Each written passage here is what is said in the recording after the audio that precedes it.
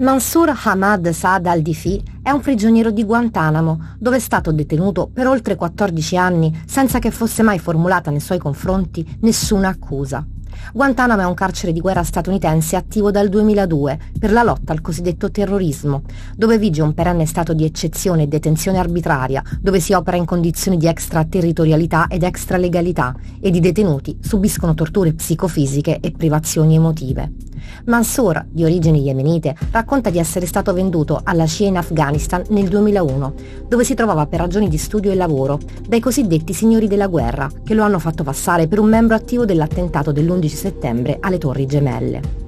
Nel 2016 Mansur al-Dayfi è stato consegnato alla Serbia e ha iniziato il suo percorso di rinascita, una nuova vita per liberarsi dall'etichetta di sospetto terrorista, da cui è stato totalmente scagionato. Oggi è uno scrittore, avvocato e attivista per i diritti umani. È la prima volta che un ex detenuto di Guantanamo viene in Italia ad offrire la sua preziosa testimonianza umana ed etica, politica e storica, esistenziale e spirituale.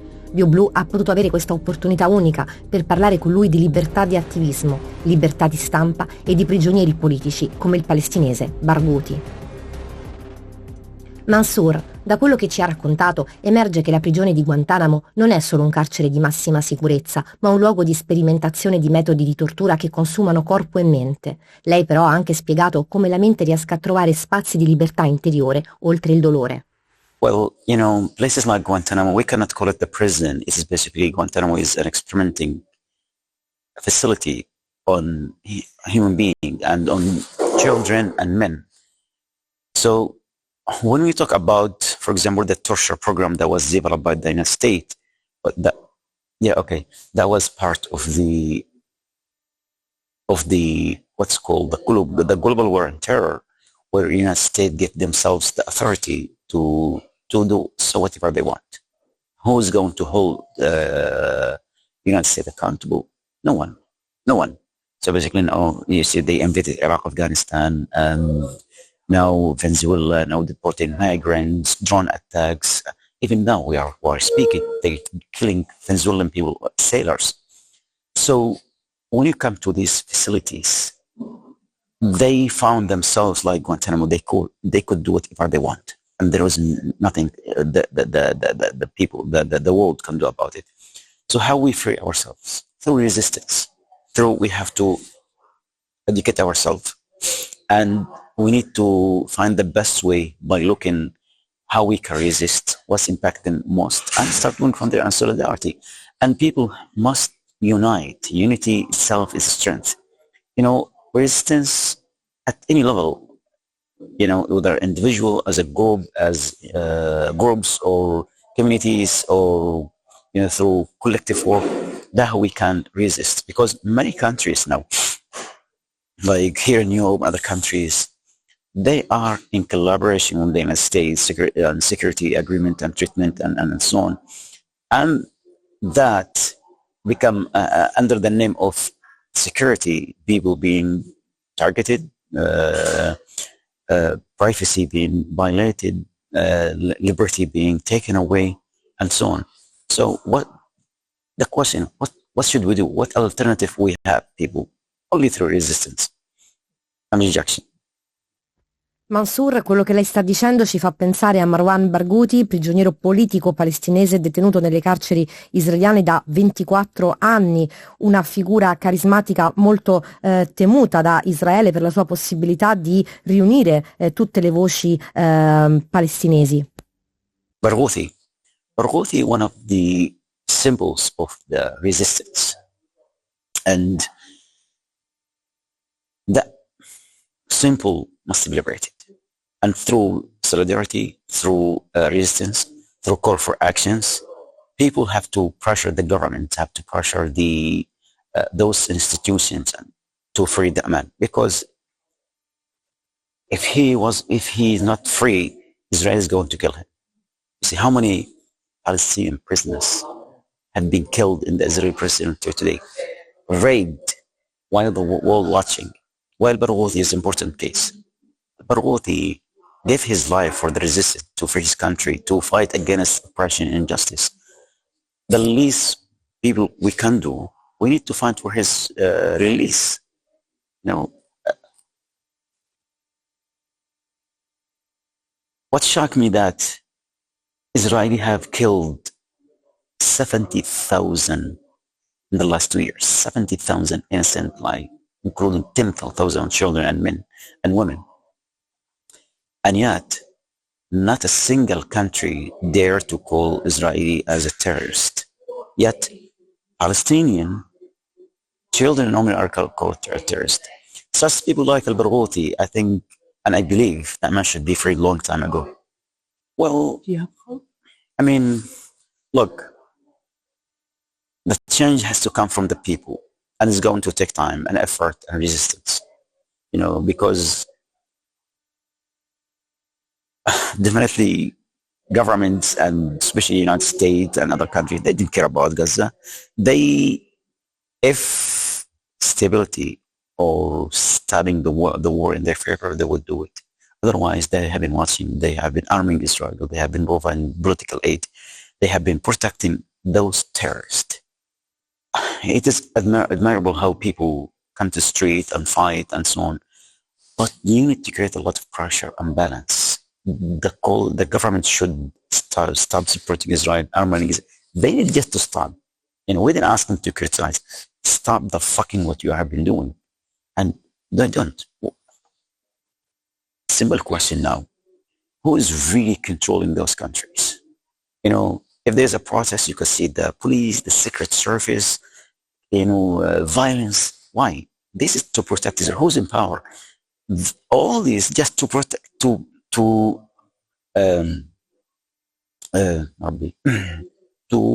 stop this kind of actions and protests. Therefore, this request came from Israelis to European government. So this, I believe this government just follow orders.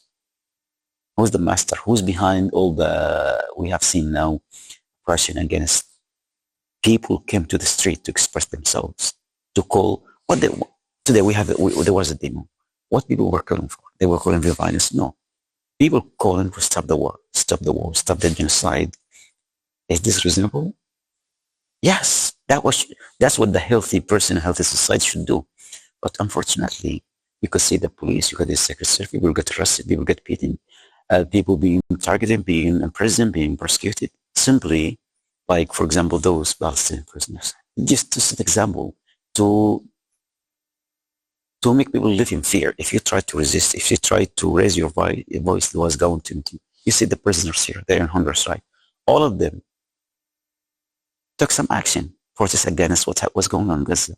So to have a change, liberation, al-Barghouti is simple, of course, but to create a change, you need balance. Really, we need some kind of power.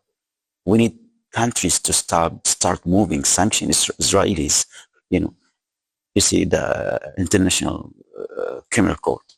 They were sanctioned by the way when they said what's going on, that Israel is committing genocide.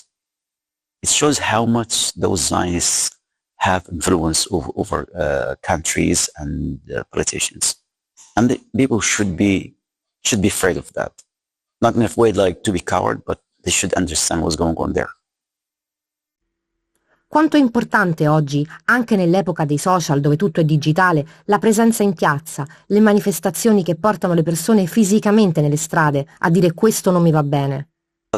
Yeah, it is important because here's the thing. What the problem with social media now, algorithm to be controlled, and imagine how many videos, how many posts have been taken away, taken down, cancelled, deleted, to protect the Zionist and the Zionist narrative. We need to do both. We need to be present on the street and on social media, because that was neat. You can mobilize people both on the street and on social media. And unfortunately now with the development of the new technology, AI and so on, government got more and more and more control over the people.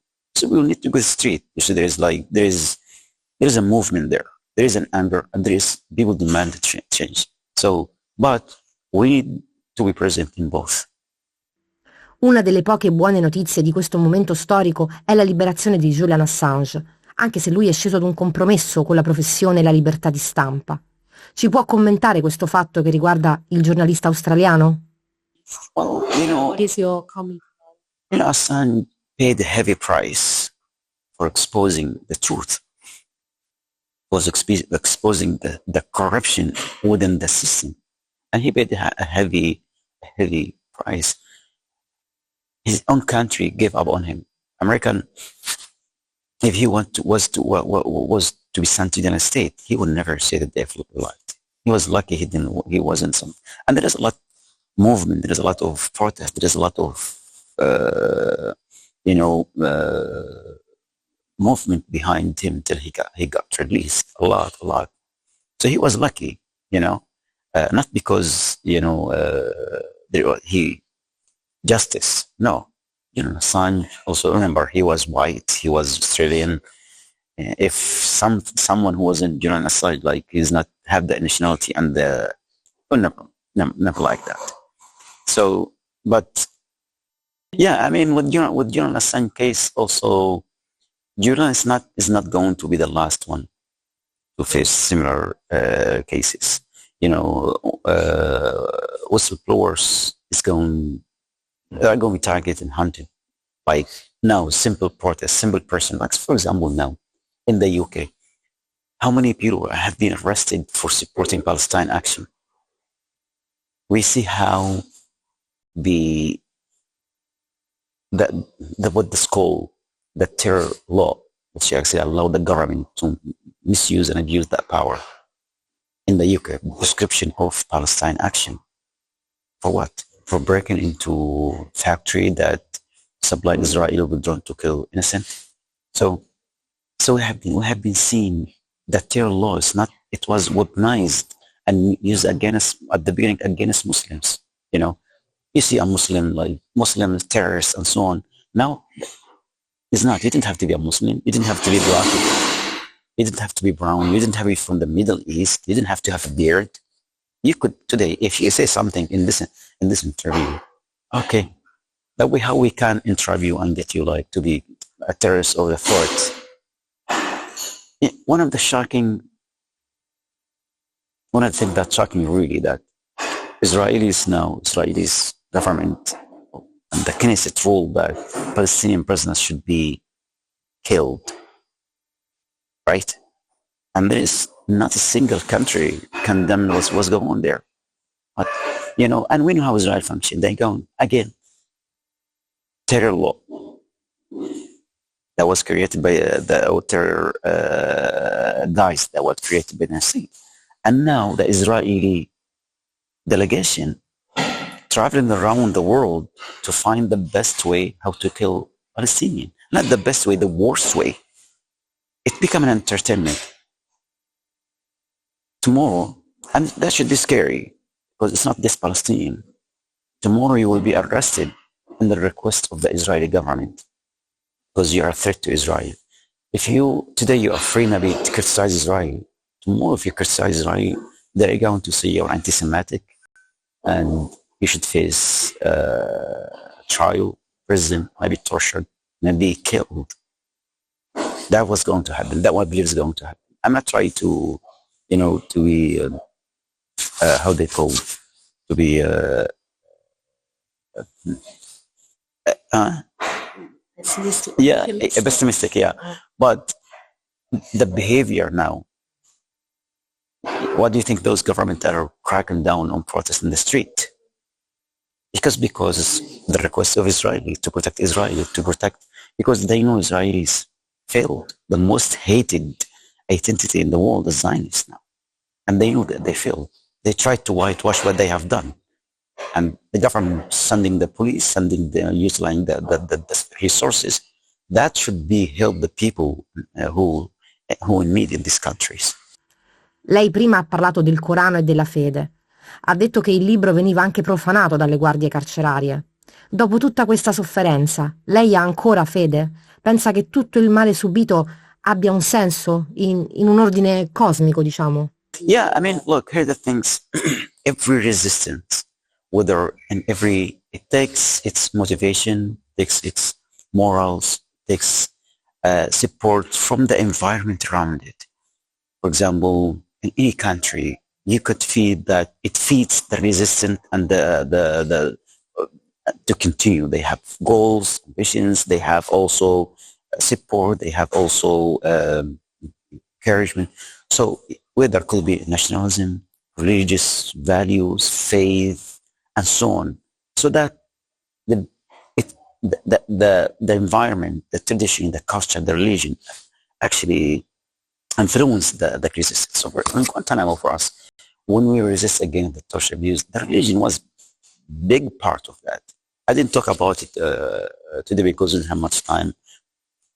But, you know, for me, as a person, as a Muslim, it's important for me to, because that one of the things that helped me to survive in the prison, my connection with Allah subhanahu wa ta'ala, you know, the praying, the fasting, looking, you know, the way I look at life before, after Guantanamo, it's not the same I look at it before Guantanamo. I remember one day I was in the interrogation room, totally naked. They used to give us days in the interrogation room, loud music, heat, cold.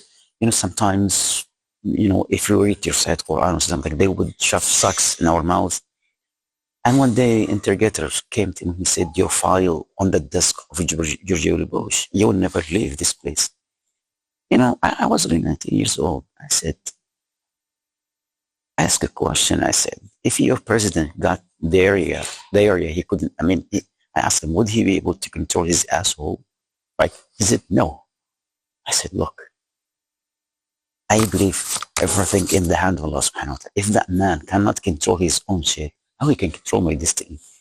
Now, it's kind of like a very simple example, but for me, it was reflect something really powerful in my heart and big, that everything in the hand of Allah subhanahu wa ta'ala, no matter what you do. And when you believe in that, that gives you some kind of tranquility in your heart, peace, and gives you some thing to hold into.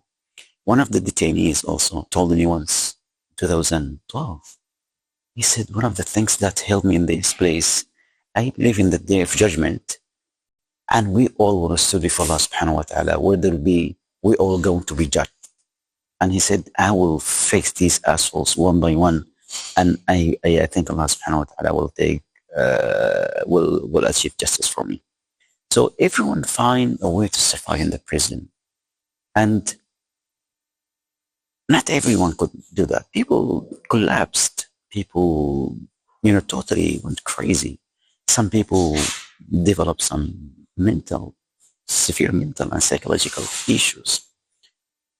So sometimes you need to sustain yourself. You need to sustain yourself, especially in a place where you are totally disconnected from the rest of the world, families, from human connection. You are treated just as a number, as nothing. You are reduced to absolutely nothing. So with that, you know, like as I told you, my childhood played an important role in my survival at Guantanamo. The way I was raised, by my mother, my education, faith also.